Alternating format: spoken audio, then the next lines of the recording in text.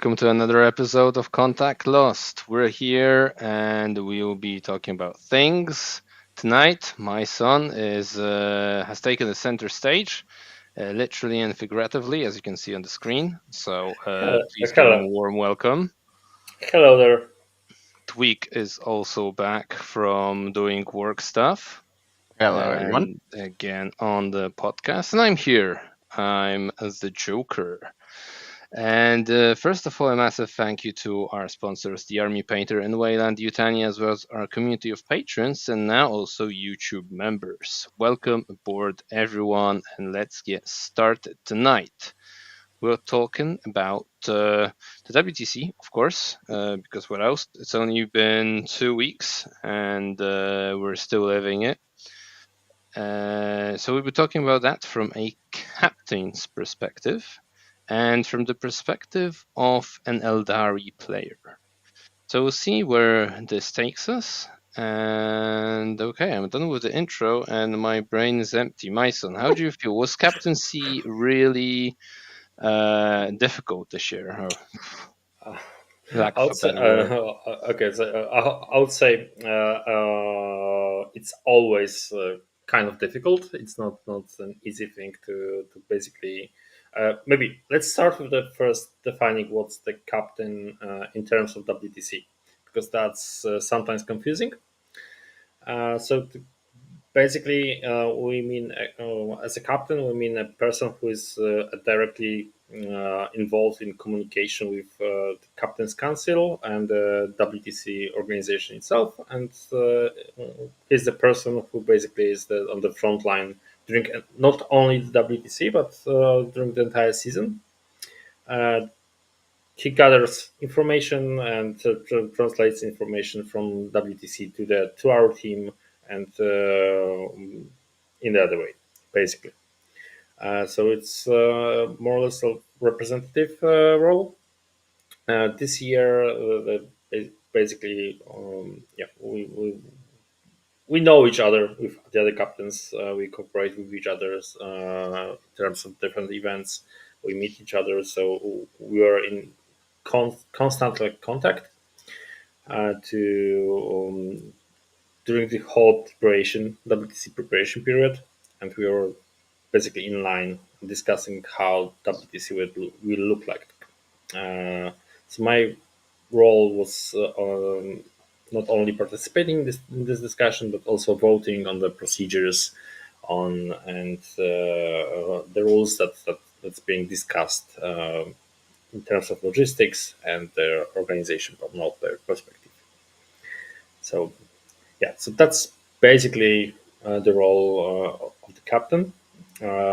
It's sometimes different than the captain on the event. Sometimes it's in line. We basically, as Team Poland, we split responsibilities during the event itself.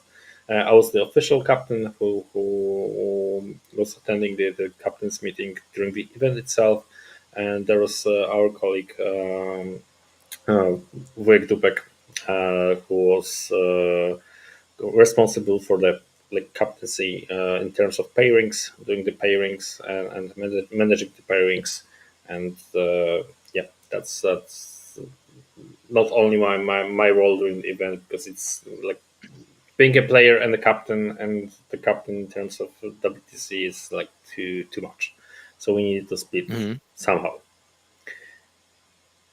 Okay, so yeah, for those of you listening, Wujek Dupek translates to Uncle Asshole, although he's not that rude of a person, so I don't know where that comes More of from. an uncle than an asshole. Yes, definitely. So in terms of the event itself, even though, as you just said, it wasn't exactly your role, but what was Wujek Dupek's role then about exactly? Because when you were pairing, it was like the three of you, yourself, Wujek Dupek and Golonka. So like, does that mean he had like the final call, or he was making the strategies himself and you were just like advising, or how did it work? Yeah. So basically, we have prepared this setup and trained during the previous events. So we actually tested this approach during the Pyro Cup, during the Nordic Cup. So that three persons, three players pairing together with the contact, of course, with the entire team. During this event, so WTC, the main role of Wojtek Dupek was basically preparing this pairing strategy, and he had we agreed that he had always the final call for the decisions. Me and Golonka was to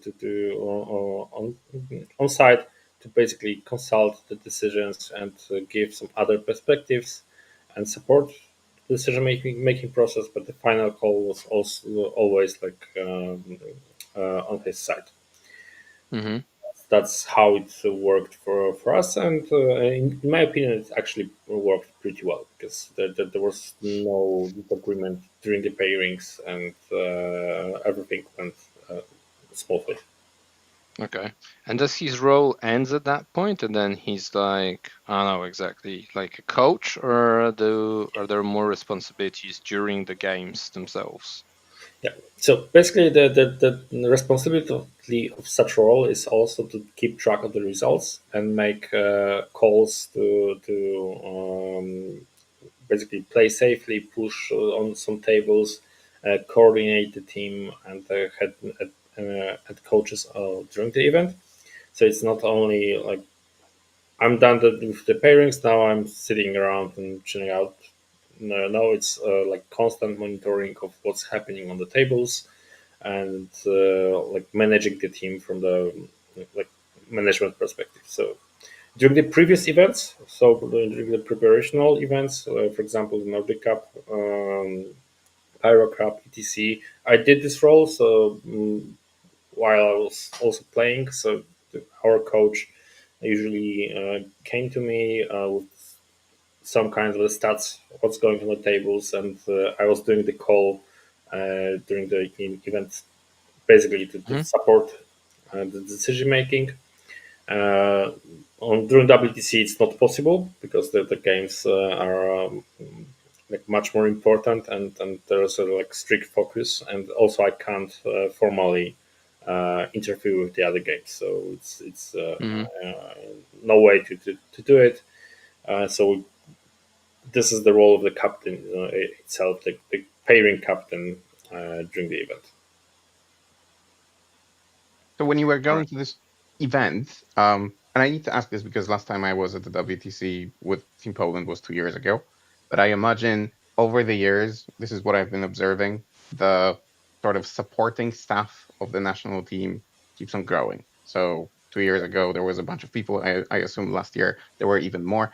How was it this year? Like, did you as captains have enough support from, you know, the other coaches, community, whoever, media people, whoever you might bring? Or did you actually decide to make the team smaller to maybe assign tasks in an easier way? Let's maybe start from the like rules Mm-hmm. because this year WTC introduced a limit of how many coaches can be at the near the gaming tables. Okay. Mostly due to the like space restriction, but also just to keep like the system fair to all of the teams. So, for example, to not overwhelm one team with 8 coaches, because not every like team can bring that that many coaches Mm-hmm. to the WTC. Uh, the limit this year was 4 coaches plus one non-playing captain, which basically reduced us to being 4 coaches because I was like formally captain and playing. Mm-hmm. Same case was with, for example, France and USA. They got also playing captains. From like we were discussing this with the captains, and this probably will be changed. At least there will be evolved to change it to a strict limit of 4 or 5 people, Mm-hmm. because there was a kind of confusion, at least for me, who is the definition of the captain, and can we like exchange the official captain in a minute before the WTC. But yeah, about the team itself, we brought many coaches, not this limit, like strict limit, also only referred to the gaming table. So we could have our other support spying around, being somewhere near, doing shopping or stuff like that. But during on the gaming tables where we were playing was the strict limit of four. This year, I lost track how many people we got, but it was over 16, something like that. Apart from, including Joker, Vitalis, who were doing the streaming, not as official like coaches, but official Team Poland members on site with our shirts and yeah, we are What have basically you? Yeah. together there. Yep. But basically, we had a separate roles on the like, team organization. We had Greg Dupek was doing the pairings. We had Marish, who is one of the team selectors, doing the all the management stuff and also the helping me with the contact with the judges and WTC officials. There's Zozo and Dave doing the work around and basically estimation, spying, and Dave was doing the tracking of the results. And we got Kolgar, who was involved in spying. We got the two who are doing the social media. Hmm. Yeah, so Quite a lot there of was people. quite a lot of people, and it was still it wasn't perfect. There was still like some more work Hiccups. to distribute. So Okay. it's there's still a room for improvement, but it's always like that. Yeah. At some point, there will be too many people around, and then you will need to spend focus on managing the coaches. But in the end, I think we managed quite well. The, at least in the like, third and fourth game, everything worked really well. Apart from that, we got our support from the Polish community, and there we had a couple of people assigned for doing the analytics. If I remember correctly, it was Michał and Vim, and someone else. I can't remember. Sorry. August, I Doing think. yeah yeah. Doing the analytics, so they were gathering the scores and passing the information to the coaches that and summarizing the other team's results. So yeah, uh, this was like a one machine with different gears working together and delivering the. So basically, the team performance is not on just players and the Hmm. score.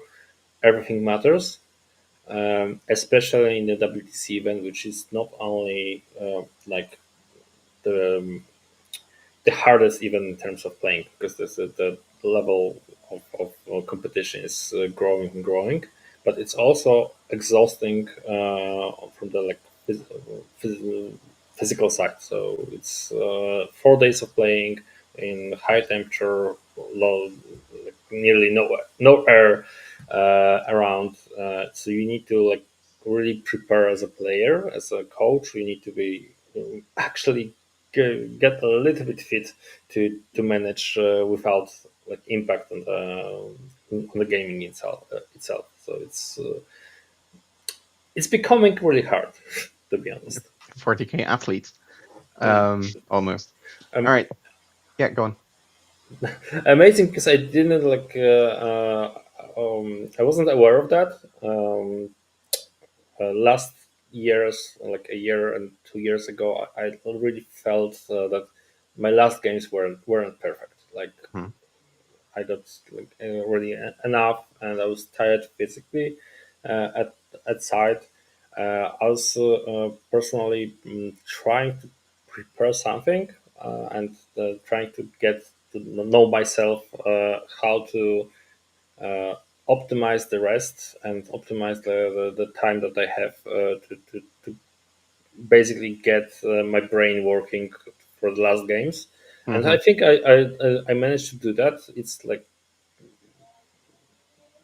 just my opinion from the perspective of the player that I played all the games like on with the brain focus.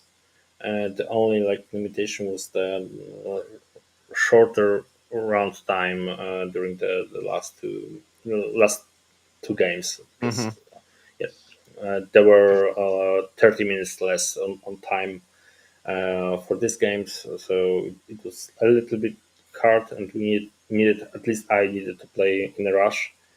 So that was, but yeah, I didn't need to like autopilot as I used to, especially during my first WTC. The last game was completely autopiloting and not really thinking about anything Mm-hmm. creative. Yeah. So what do you think changed? Is it the fact that this is your fourth event and you're not as stressed playing those games? Is it the fact that I don't know you're able to delegate some duties and focus on just the playing aspect? Because in my opinion, that whole this year was not more forgiving than the one the previous 3 years. Yeah, so basically, I think it all comes with the experience. It's the I have a much less stress than I used to have, Mm. especially like doing my first WTC and the second one.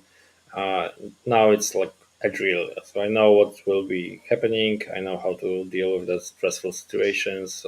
We all did that for the not only during WTC but also during the other events. We played as a team, so it's like routine right now. And when I'm in my routine, it's much easier to handle stress.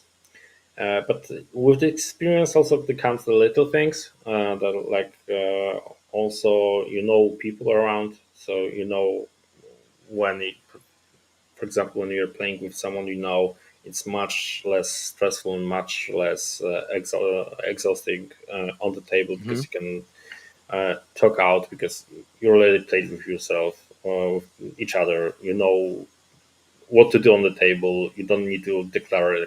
Remember to declare about anything. You know where are the boundaries of the players, so it's much like less forgiving. Um, and I think it's like in good manner. So the game with colleagues is basically getting more and more on the gentleman side. So uh, yeah, it's much easier this time. Hmm. Okay, we've got a question from the chat. Any news on WTC 2026? So, Majson, correct me if I'm wrong, but as far as I know, bidding is until the end of this week. No, And okay, there's not no information about this from at least okay. I If don't know you say so. anything for now. If you say so, but from what I'm hearing, then there is a bid submission period, some Yeah. around now, and then that will be up to I don't actually know who to decide. Is it the So like TO group or is it to the captains the, or like a mix? it's like two-layer because the first screening will be done by TOs who will Uh huh. basically tell which of the bids are doable because some of them might actually be completely out of scope. So then we will not vote on it, and then this will be on the voting process um, combined with like the captain's council, like group of and all of the captains, and also the newly formed captains advisory group, which is was a decision made during the WTC that to designate like the group of seven captains who will work more closely with WTC and Mhm. will be indirect like calls and cooperation about things, not doing the voting, but the work itself, so projects within WTC. So there is no mismatch in the communication, just like a smaller task force for doing things Mhm. smoother. So that's something that will be done in the future. So So if you're saying that there is bidding, voting, and so on, can we infer from that that Laban might not be the destination for next year? Apparently, it definitely won't be the destination for next year. Oh, so we're already there. Yes. That we know that So, definitely. from what I Okay. gather, Mecklen's an option back on the table. Hmm. There's a submission coming in from Poland, and yes, apparently the French Riviera as well. And I'm sure that there are many more, but not that I have heard of. Okay. Interesting. So yep. hopefully that answers your question, Caroline Turing DS. Right, well, let's move on. So let's go back in time a little bit, because you were mainly the captain, as you said, before the event itself. So presumably, I'm assuming, your the team composition that was down to like your final call. Is that correct? Uh, the team composition was done with the cooperation with the team actually. So I was involved also directly in building the team composition based on what we had on on one side what armies we had available and which lists were prepared and which lists got their operators. And then we had results from Pyro Cup. That was like a big insight into the metagame, Mm-hmm. which is really funny situation with like double knights emerging from the warp and changing From the entire. warp, from the western border, you, I think you're trying to say. um, that's it was really funny that you have like more or less stable metagame. You know what you're bringing. You have like three ideas how to deal with team composition, and then and you also playtest that team composition, and everything works smoothly. And then suddenly you get two armies that basically rotates the meta game into completely different direction and makes some of the armies like non-playable in the meta. So 100%, yes. that's something. I mean, there's actually it's hard to say that you can't play the army. It's maybe too rough because in the team composition setup you can always find a build that will probably work somewhere.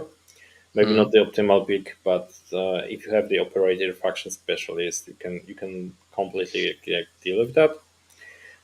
But this situation in the metagame, so double knights emerging, basically rotated the metagame, and everyone needed to adapt. Mm-hmm. Like even my Eldar list uh, got changed. Like I used to play Warhost, and I needed to steal list from someone else to adapt to the metagame, basically, Mm-hmm. which was by accident the same list with 30 Hawks I was playing in February and March. So it's at least I got like some experience with that. But yeah, that was like a big challenge, and we did our testing. We had some options available, and we decided to go with double knights composition with the support of kind of all rounders and a little bit of our own inventions like Golonka's AdMech and Vladis CSM list, which were like targeted to do specific things on the matrix. Mm-hmm. Um, yeah, So I had a question, whether in your preparations you were actually preparing against specific countries or against specific armies. I guess your answer just proves that it was against specific armies and army compositions. Yeah, I mean, the problem is that you can't really 100% predict what other countries will bring. Hmm. You can predict the factions, but not the lists themselves.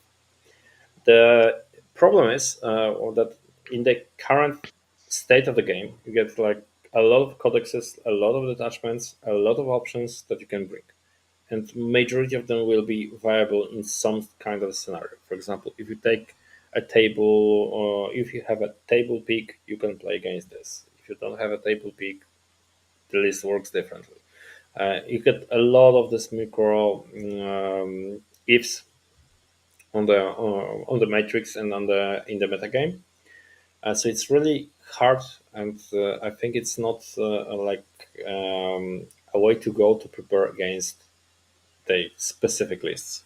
What you need to do during the team composition preparation, you need to define the archetypes that will be popular in the metagame, and then to try to make sure that you have answers for all of those archetypes, like push armies, like knights armies, like heavy vehicle heavy armies, like resistant armies, like hordes. You need to have answers. Of course, there will be some kind of metagame states that some of the lists will be and factions will be an auto pick, like the Eldari. I guess either is Warhorse or Aspect Host builds that they're basically everywhere, and you can try to. Basically it reduces complexity of the preparation, but it's not easy basically. Yeah, but even with the release of Knights, the factions that made sense to bring, there were so many that you couldn't possibly prepare for everything, right? And I think that you couldn't even predict some things, because I think each of the Seed 1 teams had something that was at least a little bit unusual, right? We had the AdMech and the CSM that people were looking at, and what the hell does that do? Then the French guys had like 80 berserkers and guard with guardsmen. First time I saw a guard player skip the shooting phase. Seeing that Oh list played. no. Yeah, okay. If you The want to watch that, guys, it is yeah, this game we streamed, so you can go back and rewatch it. It's from the final day. And yeah, I think I can't think up of other examples now. I mean, Sweden always brings odd lists. I think the US came up with like Death Guard with a night support and stuff like that. So like everything's available, everything's on the table. yep. And that's really hard in terms of building the team composition, because Mm-hmm. at some point you need to make a decision and make a call, and then you're making a call with the added knowledge of what players have prepared, and what arms are available, and how the matrices work during the like simulated pairings, and then you need to make a call, and basically you're done, and then you're trying at the table, and then you roll dice and nothing works as expected. So is that what happened with our Votam, that Jay joined last minute and the army was a Yeah. last minute choice? And was Uh, that a counter pick against anything specific? Okay, so the story behind Voltan is like Jay got the instruction from me like a year ago, play Voltan, Okay. because it might be needed at some time, and we knew that our colleagues from Germany got a really big success, got big successes with Voltan list, so we stole that list. Um, just Not Not ashamed to admit. not the first one, not the last one. no, not you know, we are neighbors. They'll forgive us probably, but we are not the only list stealers. So, And yeah, the things they stole from us, man. let's don't begin. Let's don't, Yeah, don't yeah, start Don't go it. there. Down the rabbit Okay. hole we go. Okay. Going back to the topic of Voton. So after the Power Cup, it we had been testing during the Power Cup itself. We had been testing Thousand Suns list with goats and basically the move block board control armies. And it's occurred that we are completely not resistant to push armies, like heavy push armies, like bazookas, like something that can is mobile and can, Be aggressive. yeah. So that's for example, like COB, creations of bile. I have been playing GSC that time, and GSC was also the army that is not resistant to such armies.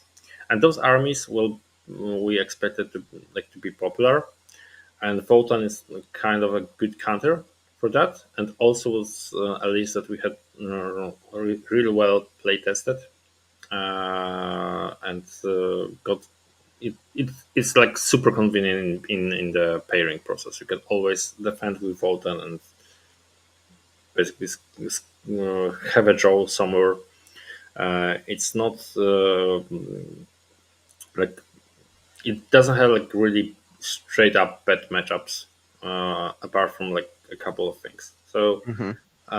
that's why at this point, when we needed to basically, it occurred to me that GSC might not be the best pick for, especially that we are playing search and destroy missions. That's the final day of WTC, so it's like quarters deployment, which really close when the armies are really close to each other. And in this scenario, I got the impression from testing that GSC, for example, doesn't work that well. Because it's like the first turn is like too important and it's not stable enough for taking surely. That's why we dropped GSC. We dropped T-Sons because it was also got the same problems. And after like feeling the team composition with Aeldari, which was kind of an obvious pick, but we didn't play test that strictly during the Pyro Cup because we knew the list, and then it was basically there was no reason to actually test it that Hmm. time. So we took Aeldari, and then with lack of like stable and prepared options, we picked Votan, which was supposed to be a counter to this heavy push armies. And in the estimation tables, it was so. I think that this last minute call was kind of prepared, but kind of also unexpected. Hmm. Okay. And how about your Eldari list? So was that something that needed to be protected in the pairings, or did you feel confident going into like anything? It depends. So just a story behind. I just stole a list from Liam. Uh, If steal from As someone, one he does. is yeah, the best one to steal from. yeah. But I used to play the 30 Hawks before, like for a couple of months, and just so actually it was Golonka's invention. Uh, so 30 Hawks as a baseline for the list, and we tested different flavors of that list over them a couple of months. So including Harlequin's build with 30 Hawks, Aspect Host, and Warhost builds with 30 Hawks. So I was really well like familiar with the how it operates and how it works. It needed to be like a little bit tweaked into the metagame. So we needed to have 10-man fire dragons with Fugen as an answer to knights and to guarantee the kill. Um, and that was it. I changed the list from Liam a little bit. I wanted to have like triple Reaper squad because I find them really like important in how I play the game. So a little bit more safely, and I need to have some sustained damage over time with indirect to feel comfortable. And about your question, how's the list itself? The list itself can handle most of the threats. Hmm. However, there are a couple of things that might go wrong with aspect host, and that was my opinion and my results from playtesting the Eldari.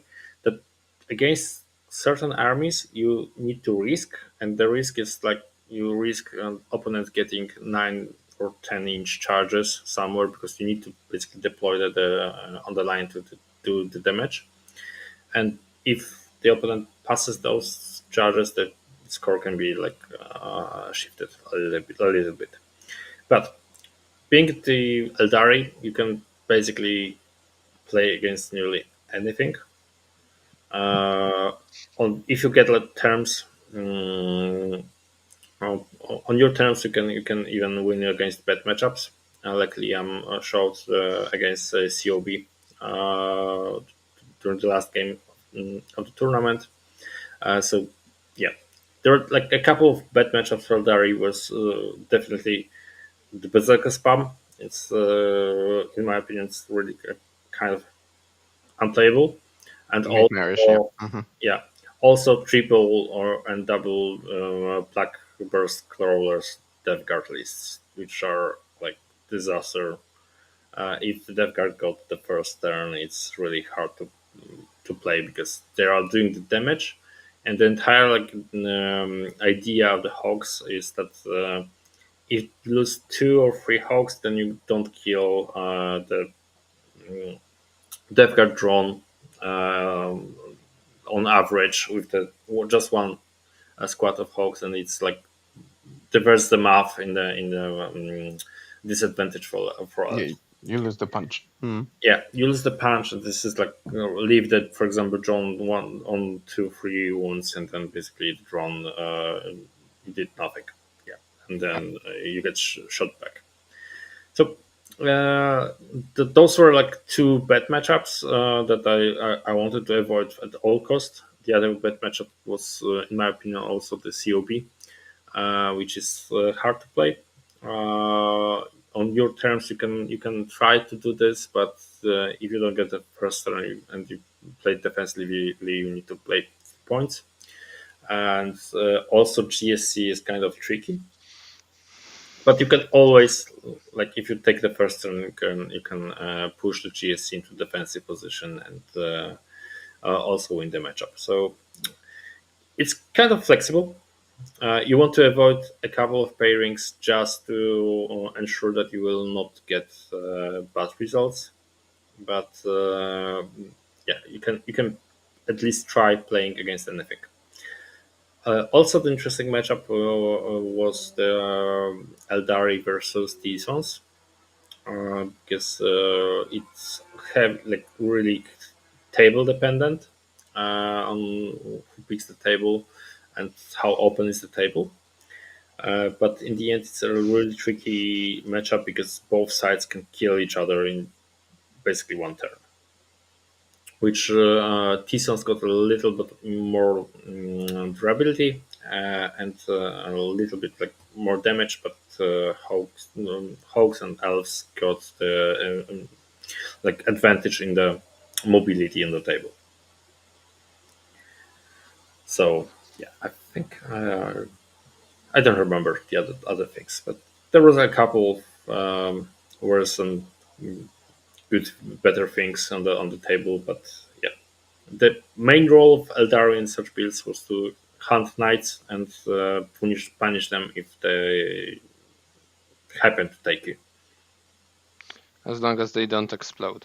But before we get into Eldari, I've got 2 more questions about the team composition. So first of all, I think you could divide the team compositions because of the release of knights, as you've already noticed, into 3 groups. So teams taking double knights, 1 knights, and 0 knights.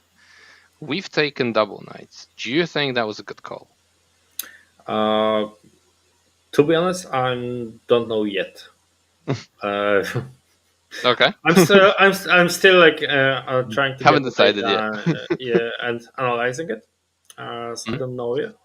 The truth is that we didn't have actually a choice and time and like manpower to do something else.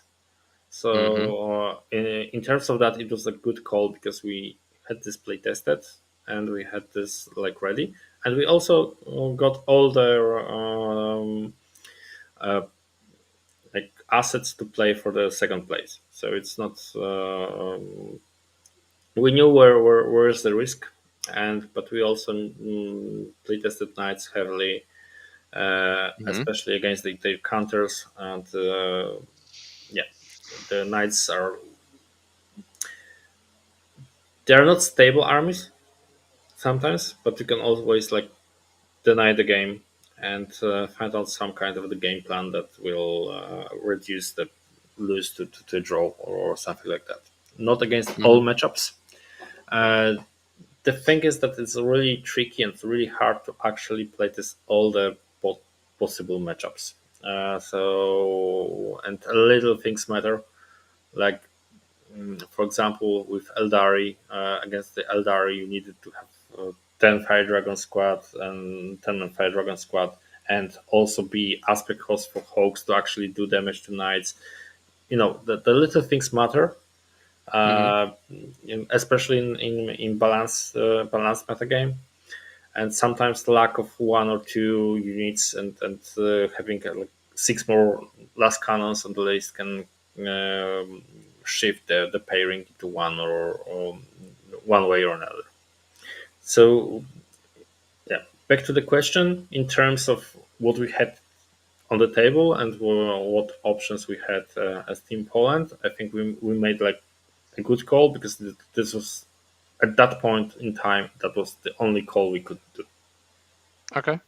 The only Fair call that we had enough data to make. uh, to make it, and also to have this 1 week of having the play tests before the final list submission and list optimization. Because if we happen to change something just after Pyra with Mm-hmm. something completely new, it's a full time risk, and it's not. Yeah, It's it's a risk. basically Mm-hmm.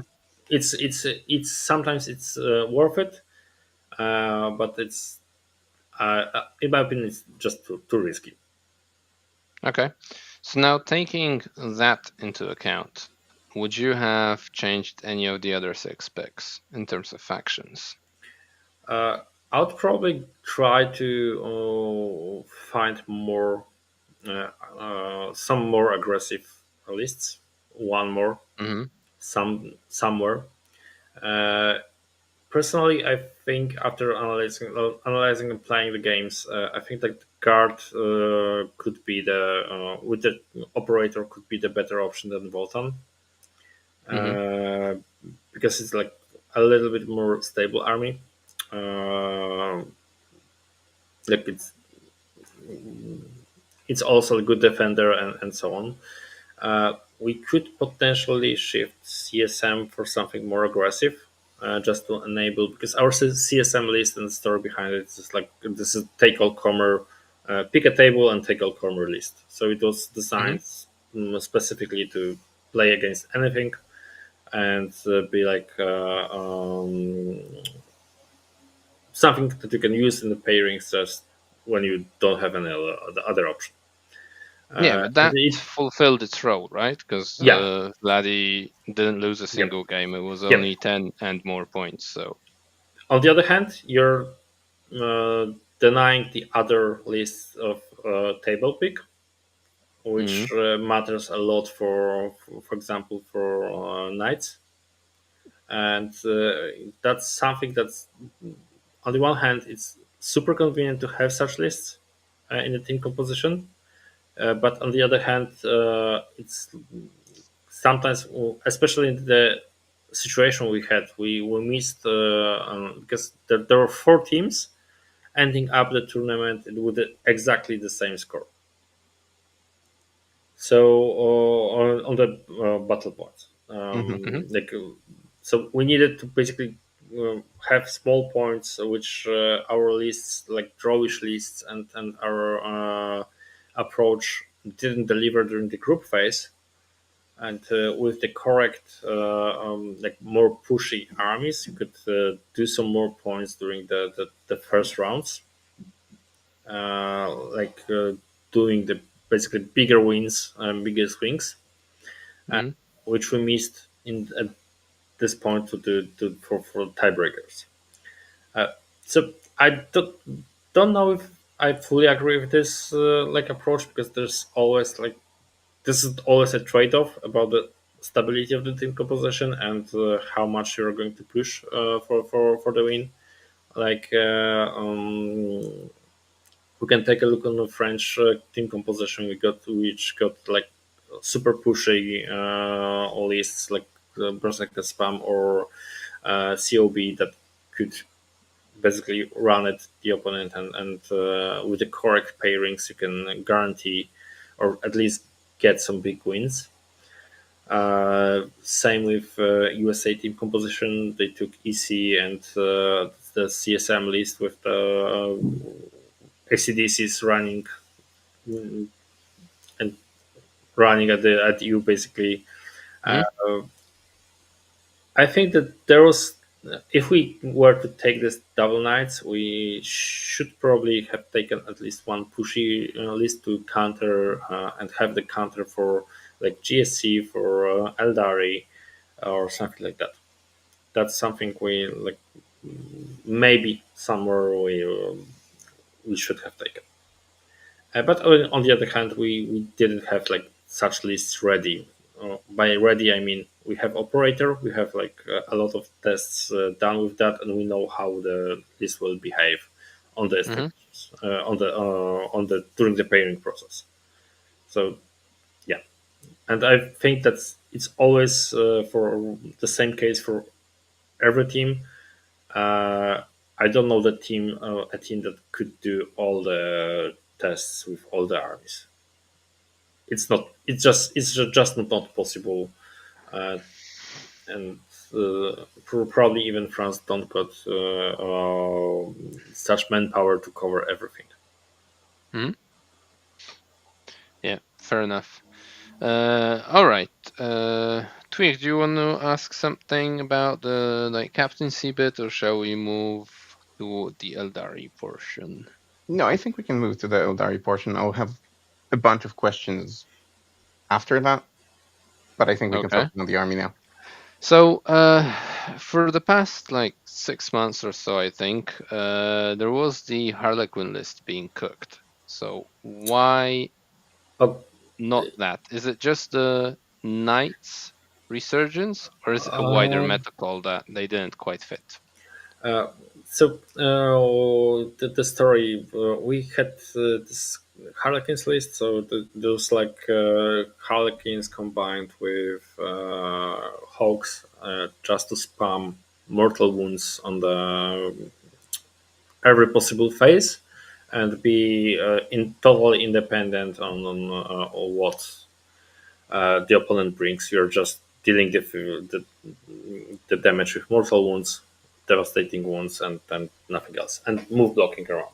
So that was the list that was cooked by us in February, January, and beginning of March. And then, but then something started to. Yeah.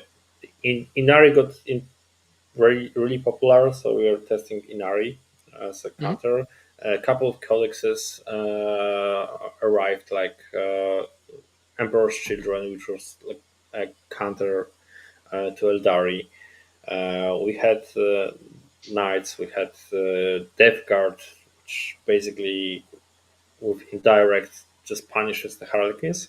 I playtested the option of Harlequins just before taking the GSC for testing, and Hmm. it didn't trade well because right now it was not exactly the list that's like super MSU style, because you had like one or two big troops of players trying to do damage, and you can't really trade this well against the other MSU. So in the mirror matchups, you get a little bit like disadvantage. Uh, Also, in the other Eldar list, Dark Reapers started to emerge, which are kind of good against Harlequins as well, and kind of Mm-hmm. good against Hawks. When I calculated the damage from the mortal wounds, it was just not enough to justify this list anymore. Uh, it would probably deal with knights somehow, but with some fire dragon support. But what you needed for knights was this guaranteed 2 or 3 activations with fire dragons. That means that you got a mean to go back to the transport, and this detachment doesn't have it. And that was the issue for me with Harlequins. And after having a lot of games with Inari Warhost at that point, and just I think it's straight up better list. It was fun to play with Harlequins, but the Warhost and Aspect Host were just straight up better.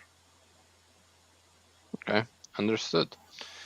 So, were there any other Eldari lists that you liked from Uh, the event, or just yours and the Liam's original version of it? Yeah, so basically there were like 2 archetypes of list, and it's more or less they're more or less the same list. So Warhost or Aspect Host builds. Mm-hmm. The Warhost is more tricky, more polarized, because you are usually having 2 times 10 fire dragons or a little more tricks. On the other hand, you've got Aspect Host, which is pure damage because you got the rerolls and better and strats that enhance the damage. Mm-hmm. Uh, but Aspect Host needs like precision in movement just to not be tagged because you don't have like fail safe mechanics like Warhost do. So fallback should charge and uppy downy. So you need to be like super careful about your units. That's why you're playing Banshees with Janzar and Lekis as a counter close combat counters. Yeah. So that those were 2 lists and archetypes I liked. I made estimations for test estimations for myself for both of this, and Warhost with double like 2 times 10 fire dragons was like a hard, super hard counter for knights. But in my opinion, the matrix looked like too polarized.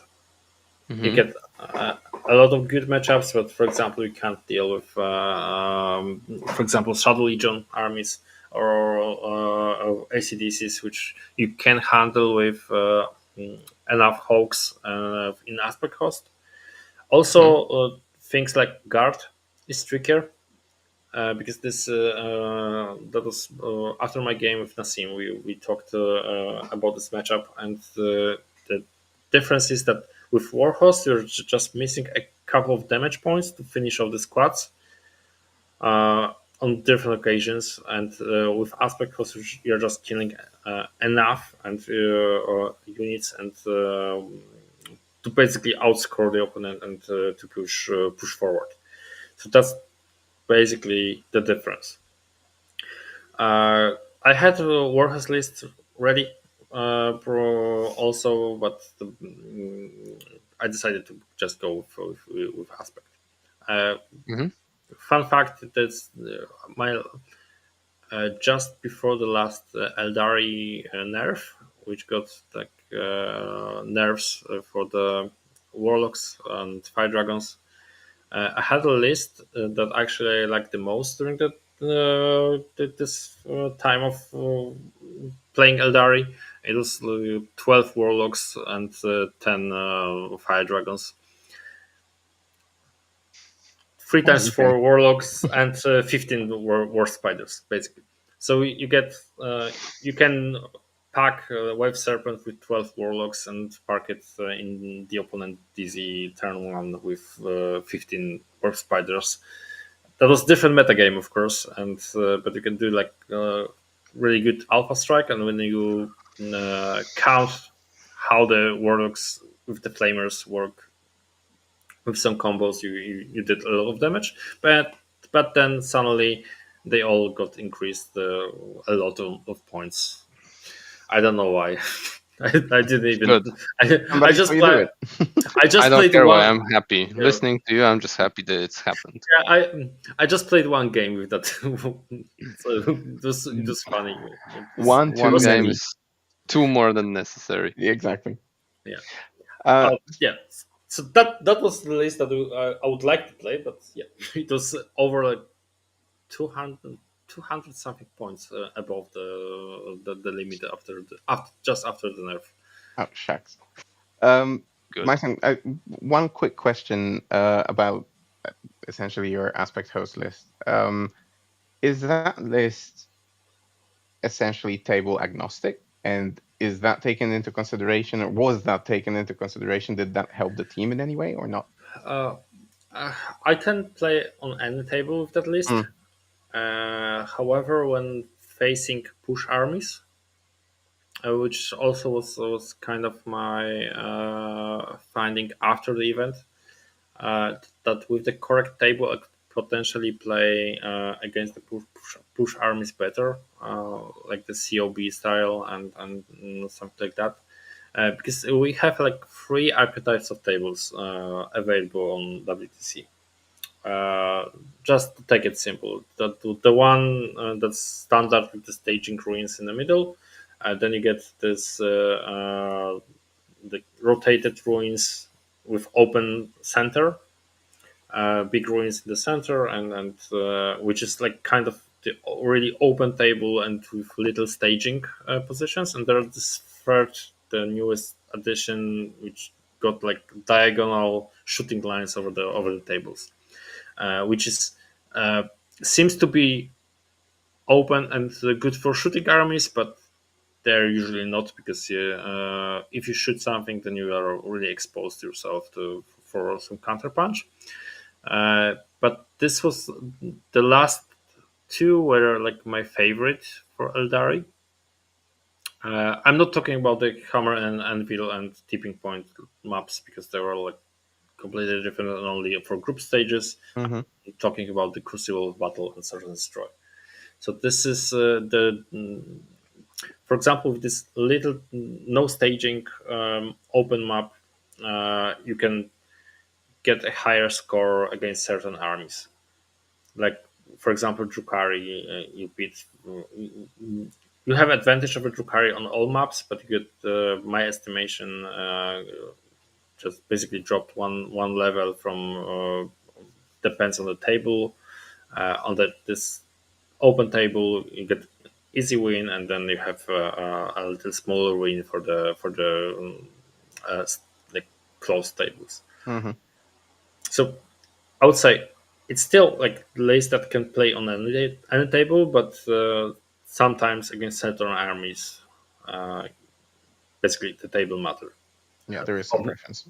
Obviously, that's basically also my finding about WTC tables, and also the conclusion from our WTC last year, that actually the table choice matter a lot, because even if there are like three archetypes of tables, then if you get the correct table for yourself and for your army, you got this advantage. Or even worst case, you are just denying the game and not playing the hmm game, and just waiting to score 8 or 12, depends who goes first. Right. So that's yeah, it's really hard to actually attack with something this nowadays, because of this reasoning. So on the other hand, elves are table agnostic with their mobility, so they can attack on any table and take this risk I already mentioned before. They can always play it risky.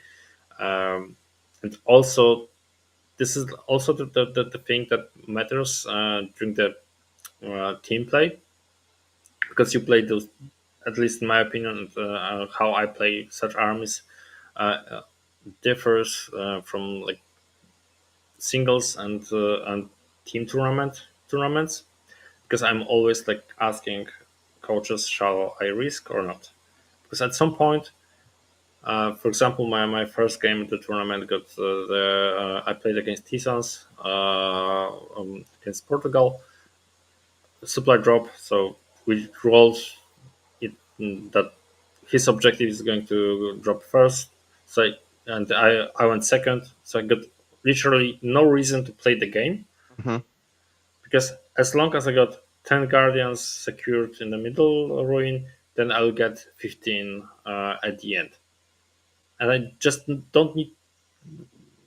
engage. don't need to engage, and I just need to deny, move block, deny, and then 10 guardians in the middle, and that the game is basically over 12-8 to me. So I'm communicating with him. Shall I basically push or not? I got the instruction, break points, stable points. I'm Hmm. not playing the game.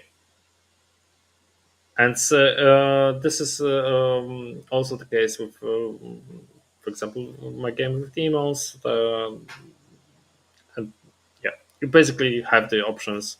With Eldari, you get the options to switch to any playstyle at any time. Yeah, that's a Swiss Army knife sort of army. It's good So, to have. in hindsight, and this question isn't like Eldari specific, but do you think you maybe should have tried playing more aggressively in the pot phase Uh, in those three Probably. games?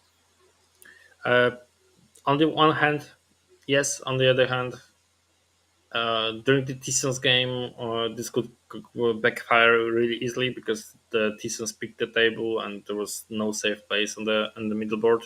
So Hmm. basically, and when playing supply drop, you need to have those assets to secure this. Um, yeah. So that's it. My second game against Demons was I played this one tour turn of doing the damage with dragons, but didn't kill didn't do basically enough damage, and was going to basically secure the table and move block the table from deep strikes. My opponent was prepared and basically didn't take any bait and spent CPs correctly. So uh, there was no such like big swing potential from my side until I needed to have one good roll to kill a demon, one shot at the big demon with fire dragons, which didn't happen basically. If I did that, I would go for the bigger win probably. My last game was against BA, which basically I went first. I went full aggro because I could have and done. Yeah, basically it was like the game was fully controlled by me, so it was kind of easier. But I can't help the Hmm. feeling like the question was about the entire team, not just you. Like, No, you know, no, no, no, was no, it no. specifically about Eldar? No, it was specifically about yeah, about my son, maybe more Okay. than Eldar, but yeah. About the team, well, So maybe it could also apply, but I don't think. No, I mean, in the context Maybe, of like, the final placings where yeah. Poland placed fifth, but we're talking about like four other teams having the same amount of big score, sorry, big points, Yeah. and the small points actually mattered. Do you think that milking the group stage would have helped maybe place higher? On the other hand, yes. On one hand, yes. On the other hand, then you get tougher rounds Hmm. already later on. Yep. So you never know. So my best advice for any team going and trying to engineer a situation is just don't do it. Play the game, and That's Don't it. try to be smarter. Yeah. We had like our concept of playing, which so we are playing safely. Also in the estimations, also on the tables, just to avoid like having really bad matchups and to deliver enough like stable wins to win. Uh, when you don't have to risk, you don't have to risk. Hmm. So the what matters are the most are the like big points. So you win the match themselves, and then basically try to win against anyone. That's how you basically win the tournament. Because yeah, if you win 7 rounds, you're always there. Yep. You don't care about anything else. Exactly. Okay, so would you have changed, or would you change something in that Eldari list now after the event? And I, also considering yesterday's quick fix. I was like thinking really heavily about it, and this is like my first time in my WTC history that I won't change a thing in my list. Okay. So that's Perfectly cool. yeah, that's something I Chef's really kiss. liked. Uh, the the thing with knights doesn't matter that much to Eldari. You still counter them, so you don't have to adapt. I really like the 10-man Fire Dragon squad for different purposes. It also kills some marines or stuff like that. Hmm. Uh, so I think it's like kind of good. What you could bring as an alternative is the some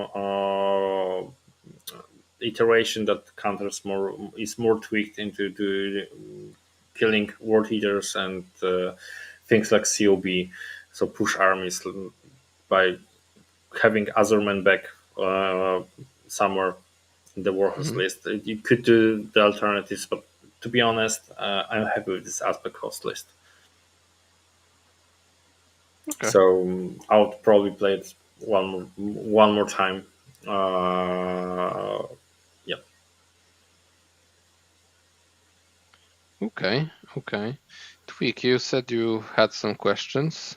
Yeah, pretty much. I have three actually. I don't know how much time we have left, but let's start with the easiest one, the elephant in the room. Poland placed fifth this year. Is that considered a success? Is that considered a failure? Is that considered just fine?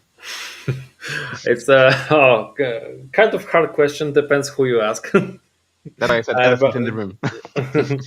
yeah. So, but you're asking me. So I would say it's not a success. It's not a failure. Hmm. I mean, we did exactly the same score we did last year. So one lose, one draw. In terms of the big points, tournament points, we're at the same spot we were last year. So the things that resulted us having third place last time and now having fifth place are just small points on tiebreakers, which are kind of random sometimes. We got actually bigger chance of scoring second place this year than the last year, because the last year we didn't we've actually fought for the third place, not for the second place Mm. during the last game. So we played, we lost, the game swinged on our disadvantage. It happens, but Hmm. actually we got like we are closer to the second place than the last year. So that's my take. One can disagree, but yeah, Mm. those were like the feelings that we had and I had during the tournament itself. So I won't call it a failure, and I won't call it a success because we tried our Hmm. best to win. So I would say for us the one and only success would be to have the first place. But Mm. yeah, personally, I'm happy with WTC because I think we did our best, taking all the like factors into the consideration, all the things that we had available, and all the tests we had. I think personally, I'm happy. Uh, it was really close for actually just it was just one game swing on the last game of USA to get this second place. So, Hmm. but yeah, it's a good dice game. You never know, and Absolutely, It happens. it it, happens. it, It just it happens. happens. Sometimes you're the lucky one, and you're just swinging around and scoring like podium from Hmm. nowhere, and sometimes you're Yep. just dropping You're off. just outside of it. Yeah, Yeah, and Yeah. the other and day, some, it's and your then knight then losing 22 wounds to a Mother Fiend. and then you can be also a guy from Sweden who is always fourth. So Yeah, Yes, that's the only stability in that's the only Warhammer. constant. that's that's the only constant. So uh, if anyone from Team Sweden is listening, just Well played, but well well enough. played, guys. You are the best at it, and there's no one else that could do it. So. Arsenal of 40k for those who understand the football Follow reference. football. Yep. All right. One more question to maybe shed some light on like the Polish community as well. Reading multiple comments after the WTC in the Polish Discord and so on, it seems like there are extremely high expectations towards Team Poland every year. So it was like that 2 years ago. It was like that last year. This year, even more. And when I read the comments, people said like the team members are expected to obviously play and win. They are expected to practice a lot, expected to attend local tournaments, expected to create content, expected to train newbies, expected to interact with the community. Does that expectation, or do those expectations actually put a strain on the team? Is it a distraction, or is it actually something normal and you're okay with it? Uh, another hard question. No So, questions from me. and okay. So, to be honest, the scope of the expectations is, come on, it's just enormous. It's no one from the like doing this as a hobby could meet all of those expectations. And sorry, but it's not possible to meet all of these expectations. At some point, because we got all our private lives, we got all of our works. We are not living from 40k. We players, I as captain, we as team selectors, we need to make a decision, and we need to pick to prioritize something. Some of us will prioritize playing by themselves. Some of them will prioritize tournaments. Some will prioritize communication. Some will prioritize doing the content creation. I also didn't manage to do many podcasts with Joker from Contact Lost last weeks because I was focused on playing the game, and I decided to play. For example, for this season, I decided to focus totally on the international play and international tournaments. So I missed a couple of tournaments in Poland. I didn't play in Polish league because I just didn't have time for it. And it's the same case for every player, I guess. If you want to basically play this game properly, and it's not getting easier, it's getting harder and harder because all of the teams around are growing, Hmm. and all of the teams are evolving, and all of the teams are doing the same work, and they are going in the same direction to win or improve or whatever their goals are. They're improving. It's not getting easier, it's getting harder and harder to actually only keep yourself on this like top level, because if you just don't grow, you're fading and you will lose at some point because the others are growing, right? Mm-hmm. So that's yeah, that's something we all need to take into consideration.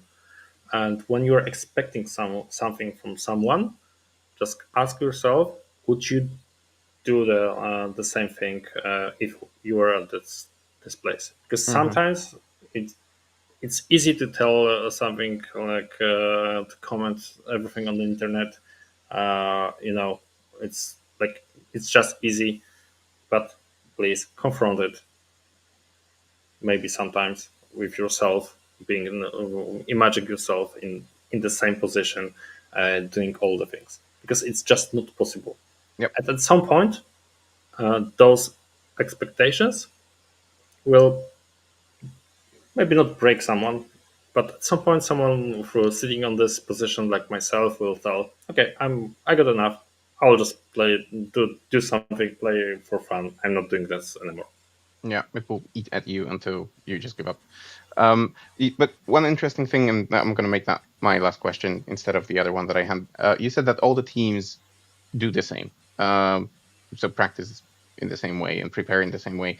But it does seem like France have some sort of a secret sauce. 2 wins in a row. I don't think it's. I think it's unprecedented. I might be mistaken, but I think so.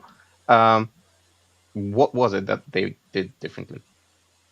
I'm what they are doing and the magic behind is basically doing a lot of team practice and team tournaments because their league system is basically prioritizes 8v8 competition, so they have a lot of preparations during the season, and this also big community. You have a lot of faction specialists because it's like percentage wise, you will always get enough solid players to give you valid results. It's something that even probably USA can't achieve because their community is far away from each other, so it's just really hard for them to consolidate. It's something we can't achieve, something Germany can't achieve, but France got like percentage wise just enough people, and this results in something simple. To put this simply, this results into having better data.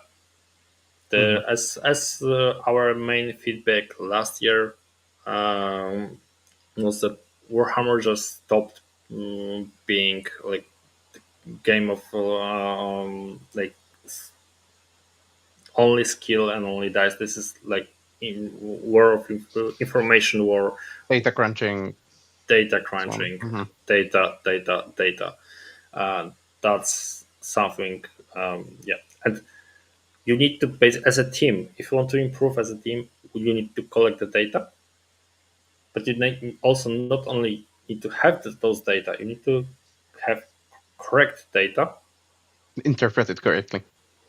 Yeah, because for example, if you get information overload with hundreds of information and hundreds of wrong estimations, you will fail at some point. Mm-hmm. So the team that invents the best system how to interpret the data will just get better. Okay, awesome answer. Thank you, Joker. And Over I to you. think we can sum up at Yeah, this we can point. conclude here. Mm-hmm. Yes, exactly. There's one more thing to do. We've been blabbering on for quite a while, so I won't actually go into the mini games today, but I would like to resolve our stream raffle or giveaway or however we want to call it. So, for those of you that watched us during the WTC, if you dropped us a super chat and became a member slash Patreon, you'd be eligible to get one of the neoprene dice trays and or army painter objective markers that we had on the stream. So, given that we had 8 dice trays but only 5 people filled the criteria, they are certain to receive said neoprene dice trays. And what will I do now is just pick one person that will get the objective markers in addition to set dice tray. So let's go.